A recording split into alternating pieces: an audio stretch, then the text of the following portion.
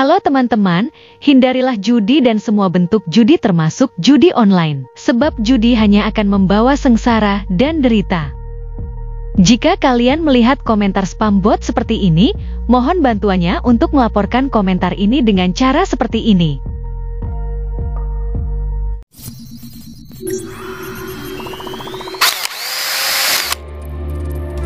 Assalamualaikum warahmatullahi wabarakatuh. Selamat datang kembali di Rio Hotspot Channel.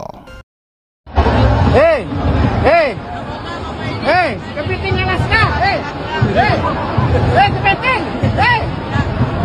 Jadi ada penyusup ya, ada kepiting Alaska, tangannya cuma gini doang. Ya.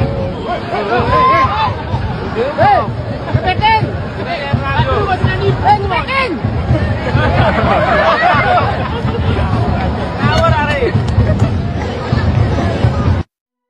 Seperti yang kami bilang di video kami sebelumnya, kita akan coba sedikit bahas soal yang lagi rame kemarin. Ini ada katanya sih oknum ya, itu bukan supporternya bonek katanya, bukan bonek ya, itu bukan supporter Persebaya katanya, itu mau oknum katanya. Ya biasalah ya, kalau namanya orang-orang lakukan kesalahan ya nggak bakalan diakuin lah sama kelompok supporter. Tapi kalau misalnya tersakiti ya paling langsung diakuin. Kalau buat kami ya sangat menyayangkan lah kejadian seperti ini. Ini kan Badru loh yo. Badru ini tuh seorang penyandang disabilitas, tapi dia ini sangat aktif. Dia ini sangat cinta sama sepak bola ya. Sebenarnya dia ini ya, namanya orang disabilitas seperti ini mungkin yang ada di pikirannya ya karena kesenangan aja ya, kesenangan terhadap sepak bola. Karena dia juga mengunjungi hampir ke semua pertandingan. Tapi sangat miris di laga ini atau di pertandingan ini malah direndahkan oleh salah satu penonton yang katanya sih ini orang, kalau kata pendukung Persebaya sih bukan supporternya Persebaya katanya. Jujur kalau kami pribadi ngelihat kelakuan orang ini ya cuma bisa berucap astagfirullahaladzim ya. Kenapa demikian? Ya Allah, dia ini main-main loh sama yang namanya ciptaan Allah. Gitu-gitu juga Badru itu ciptaan Allah. Nggak ada satupun manusia yang sempurna loh di dunia ini. Justru kalau buat kami pribadi soal Badru ya, siapa tahu di balik kekurangannya Badru justru dia ini lebih mulia loh di hadapan Tuhan dibandingkan sampean lo ya. Lah orang ini bercanda sih katanya. Klarifikasi kemarin katanya bercanda kok bawa-bawa ciptaan Tuhan sih, sama aja kan situ ngehina Tuhan namanya. Nah dengan kejadian ini apa yang bisa kita ambil? Apa artinya? Maaf lo ya, kami di sini nggak bermaksud ceramah lo ya, cuma sekedar mengingatkan aja. Apa yang kita buat, apa yang kita lakukan, apa yang kita tanam itu pasti akan kita panen, akan kita hasilkan, akan kita dapatkan. Dalam agama saya itu tertulis dalam Al-Quran, dalam surat Al-Hujurat ayat 11 yang berbunyinya gini nih dalam artian bahasa Indonesianya. Wahai orang-orang yang beriman, janganlah suatu kaum mengolok-olok kaum yang lain, karena boleh jadi mereka yang diolok-olok atau dihina lebih baik daripada yang menghina. Dan janganlah perempuan mengolok-olok perempuan lain, karena boleh jadi perempuan yang diolok-olok itu lebih baik daripada yang mengolok-olok. Dan janganlah kamu saling mencaci satu sama lain, dan janganlah saling memanggil dengan gelaran atau sebutan yang buruk. Seburuk-buruknya panggilan adalah panggilan yang benar serta beriman. Dan barang siapa yang tidak bertobat, maka itulah orang-orang zalim. Tapi ketika orang-orang masih tidak mempercayai ataupun juga mengingkari surat Al-Hujurat ini, dipertegaslah sama Allah dengan surat Al-Humajah ayat 1 yang bunyinya, celakalah bagi setiap pengumpat dan pencela. Artinya di sini Allah sudah marah. Ya kalau buat kami pribadi terserah kalian mau percaya atau enggak dengan isi dalam Al-Quran tersebut. Tapi kalau kami pribadi ya, kalau yang namanya yang ngomongnya udah Allah ya itu hal yang mutlak, dan siap-siap aja bagi kalian yang melanggar, tanggung akibatnya. Dan ini pun ada hubungannya dengan apa yang dialami saat ini dengan salah satu supporternya Persebaya. Kenapa ada hubungannya? Dan apa yang terjadi di kejadian ini, yang dialami oleh supporternya Persebaya ini ya, ini buat kami ada hubungannya loh dengan apa yang dimaksud dalam surat Al-Hujurat dan Al-Humajah tadi. Kenapa demikian? Karena kita tahu lah ya, belakangan ini ya, Ini kan sebagian supporternya Persebaya, entah itu beneran supporter atau tidak, tapi kan mereka membawa-bawa nama Surabaya dan Persebaya. Kan kita sama-sama tahu nih di medsos, lebih sering, lebih sibuk nyinyirin tim lain, lebih sibuk ngehujat supporter klub lain. Sekarang ditambah ada ucapan dari supporternya sendiri ke orang yang disabilitas. Ya udah, Allah pun tunjukin kuasanya. Apa kuasanya itu? Dibalikinlah ke semua elemen dari Persebaya itu. Yang pertama, klubnya kalahnya di kandang lagi, bahkan hampir dibantai. Lalu ada beberapa kontroversi wasit nggak digubris. Sekarang dipermalukan oleh seluruh Indonesia karena kelakuan supporternya. Apa itu bukan sebuah balasan? Istilahnya kasarnya gini, lu sering banget ngehina orang lain, lu sering banget ngejek supporter lain. Sekarang kan kejadian juga, lu sendiri diejek sama seluruh Indonesia, gimana rasanya?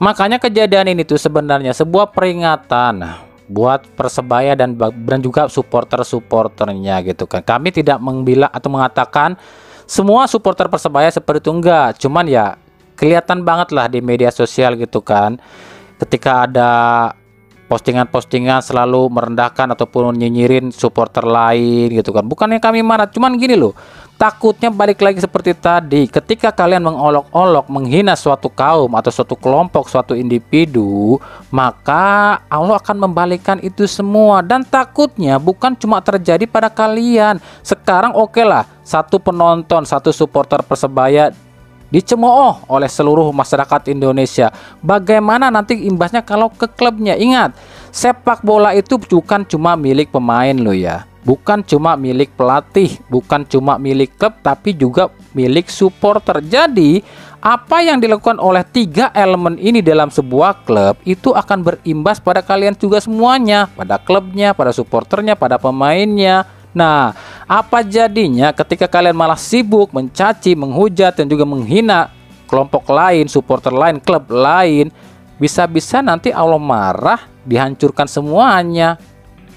Dan kalian boleh percaya, boleh enggak, tapi kalau kami pribadi ya sangat percaya itu. Maka kami cuma bisa menasihati, dewasalah kalian sebagai supporter.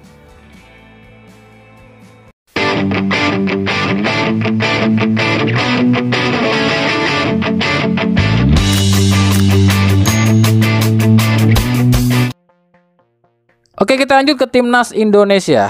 Ya, sampai sekarang belum kelihatan nih ya hilalnya siapa pelatih timnas selanjutnya. Cuma gini loh ya, saat ini tuh apa yang terjadi pada timnas saat ini tuh kami cuma mau menyapa aja nih orang-orang yang dulu pernah hujat kami atau menghujat kalian juga deh, yang selalu dukung Sintayong dan sangat memprotes saat Sintayong dicopot.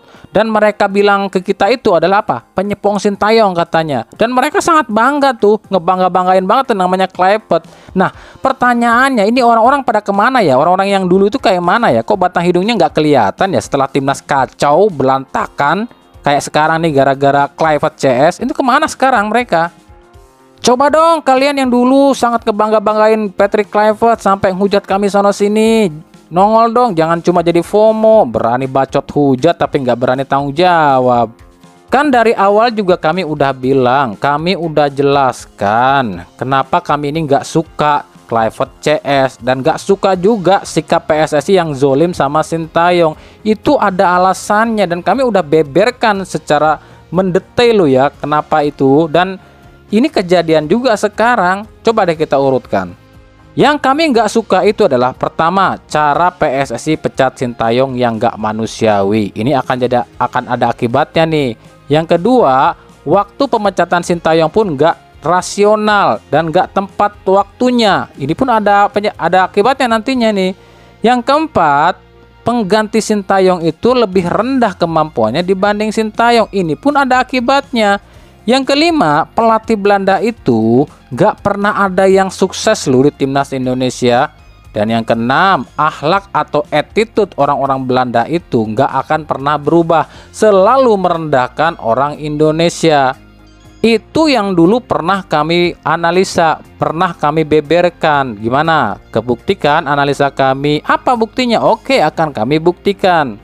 Yang pertama, cara PSSI pecat Sintayong gak manusiawi. Efeknya apa? Ya, akhirnya berimbas kan, banyak orang-orang, banyak pihak yang sakit hati pada PSSI.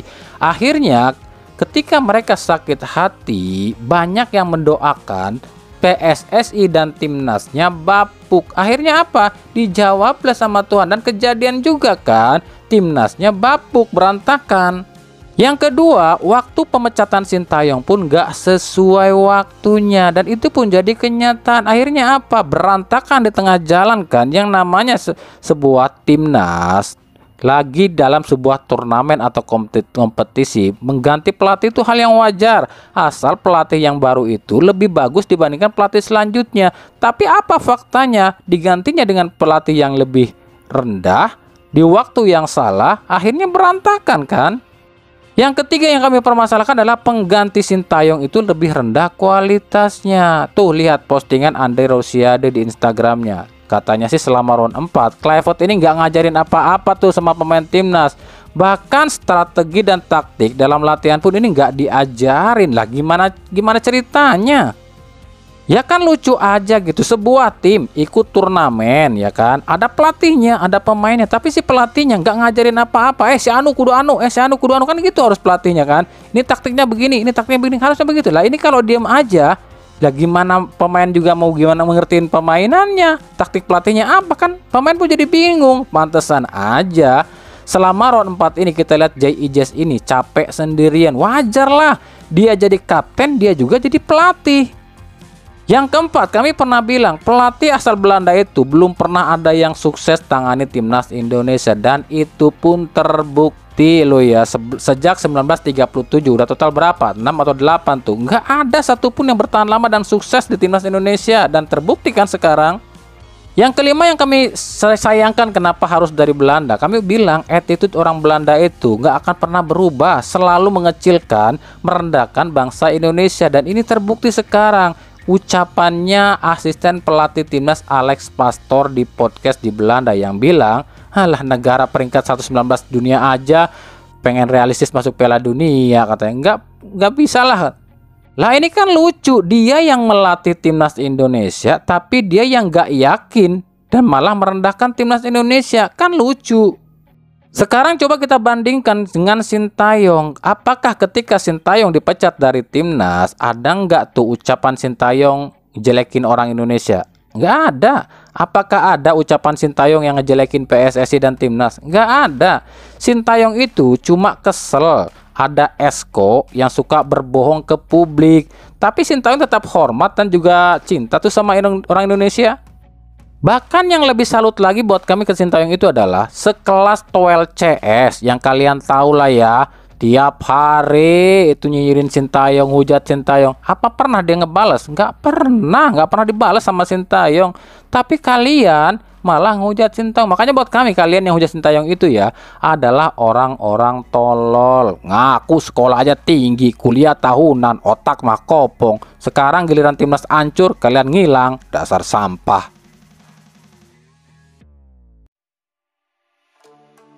Lanjut, nah ini kabarnya PT Liga nih menyetujui permintaan Persib agar laga lawan Malut United di pekan ke-12 yang harusnya sih digelar tanggal 9 bulan 11, katanya sih ditunda nih dan akan digelarnya tanggal 14 Desember 2025.